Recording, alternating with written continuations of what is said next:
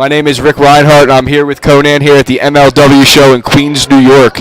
And it's an honor to interview you, Konnan. All right, what's up?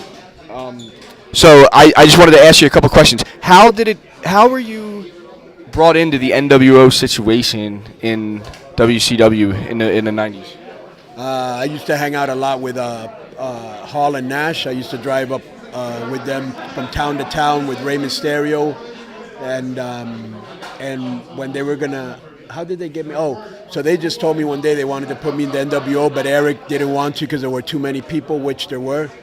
So they put me in the NWO, white and black, kind of like the C team, if you will, because they had so many people in it. And then they started the Wolfpack, which was a faction, an offshoot of the NWO, which was Luger, Macho, Nash, Sting, and me. And so then the Wolfpack is like really where I was really, they gave me the most shine. Mm-hmm. Yeah. So who are maybe like the top five favorite people in the wrestling business of all time that have really helped you out? Eddie Guerrero for sure. This guy Super Astro, who's one of my teachers. Rey Mysterio Sr., who's one of my teachers. Negro Casas, who's a legend in Mexico.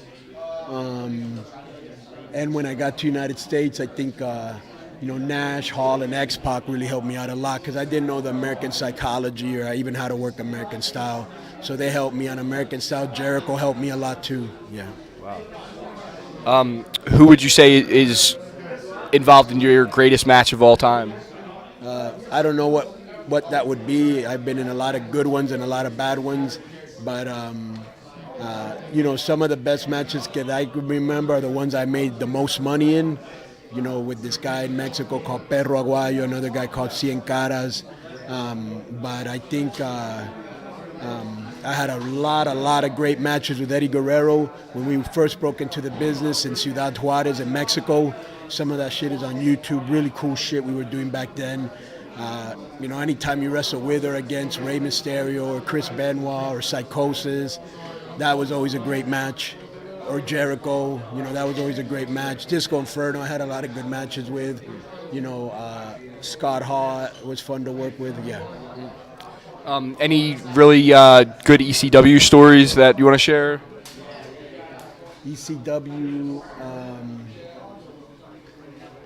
I can't remember one off the top of my head, but this is an ECW story. So Paul Lee had asked me, he was like, hey man, I heard that Eddie Guerrero and Love Machine are a really good tag team. I go, yeah, they won the Tag Team Observer, Tag Team of the Year. That's how good they are.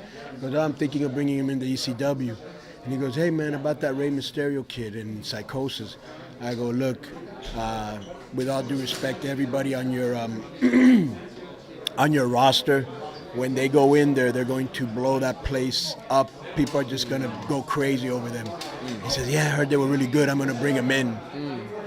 And I remember that the show wasn't even over yet, and I was getting a phone call from him because I couldn't make it that taping because I was in a TV taping in Mexico.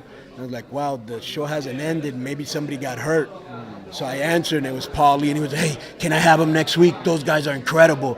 Can I have them next week? And I go, I told you, bro.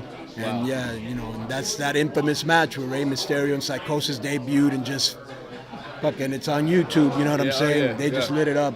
Man, that just gave me chills just even thinking about that. I mean, that was a really interesting time period for pro wrestling, too, like that 95, 96 era when everybody was kind of starting to surpass WWF with some of the stuff they were doing. What was it about those times that made wrestling so special? I don't know. We were just living in a different time as a society. We weren't as politically correct. I think the bad guy was now the good guy. Like if you went to see the movie Heat, you liked Al Pacino, but you also liked Robert De Niro. Everything was changing. Grunge music was coming in. Gangster rap was very popular. It was a different time, and the fans were really wilder, and and just Paul Lee was so way ahead of his time.